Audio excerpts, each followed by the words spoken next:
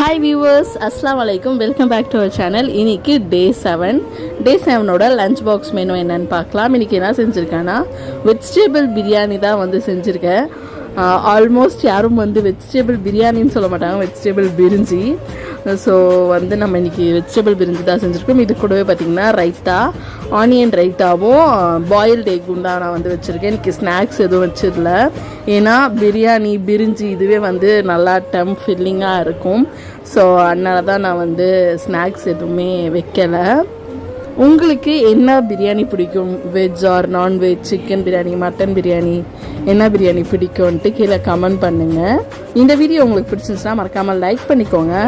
ரொம்ப பிடிச்சிருந்துச்சுன்னா சப்ஸ்கிரைபும் பண்ணிக்கோங்க. தேங்க்யூ ஃபார் வாட்சிங். அஸ்ஸலாமு அலைக்கும். பாய்.